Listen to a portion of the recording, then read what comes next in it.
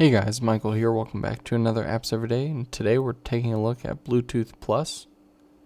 This is a app if you own any Blackmagic cameras. It's one of the few apps and programs on the market that take advantage of the Bluetooth functionality within those cameras. And let's take a look. This is a paid app. It costs a couple bucks. That does fluctuate. So I picked this up last year when I first got my 4K. And it definitely is helpful, but has some cons you may not be aware of. So when you start up your camera, I've already paired mine, so that's why you can see the 6K at the top. If I turned on my 4K, I would see that.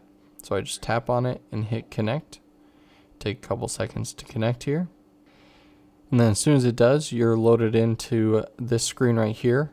Now, the biggest con that people may not be aware of is the fact that you're connecting via Bluetooth, but you cannot see your screen or any sort of that. So it's not like a remote monitoring function. You are only going to be able to change your settings. Now, once you get past that,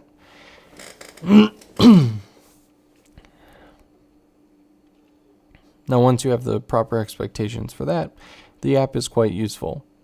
So I can see at the top that this is my 6K. I can see that's connected through AC right now. If I was on a battery, then I would be able to see how much battery I have left. I can also see my white balance right here and my tint. And then you'll see these arrows where you can change the settings, or of course you can use the sliders. And pretty much immediately on the camera, the settings are changing as well. So there's really no delay. Now you can also see presets at the bottom, and if you have an autofocus lens, you can do that. Now, of course, apps are telling us that we have multiple menu options here at the bottom since we have 4 little dots, so I know I can swipe over.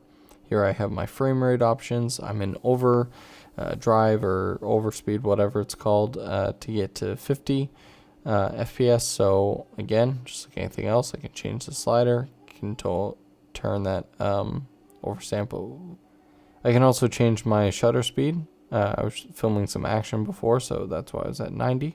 And you can fine tune it, or the arrows will basically go to the standard, the next standard of shutter or aperture or frame rate or anything like that. So that is nice.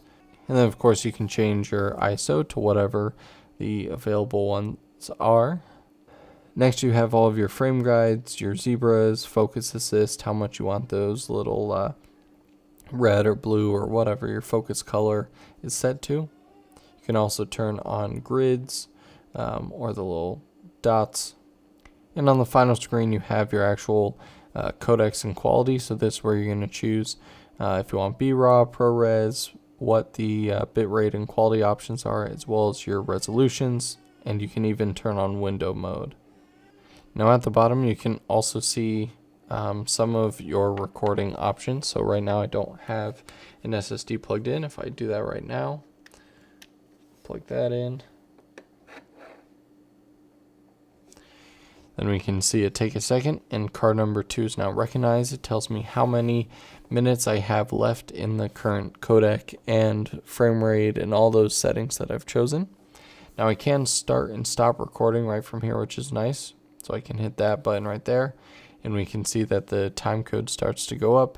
The card is red, telling me which card I'm recording to, and of course the record button is red.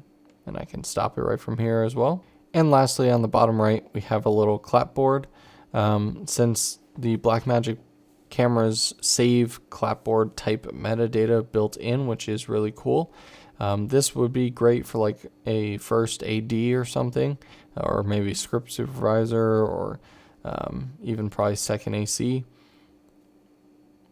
who's handling slate.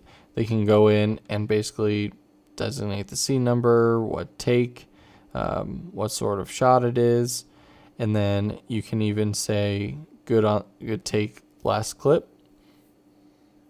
So that way, after you finish recording, if the director says, hey, I really like that one, you can save it, and then in DaVinci Resolve, you can basically view all of this metadata. So that's extremely useful for staying organized on set. And yeah, so although a lot of people look at these apps and say, oh man, I can't view my screen or remote monitoring, since that technology isn't quite there yet, for everything else controlling this has been incredibly helpful.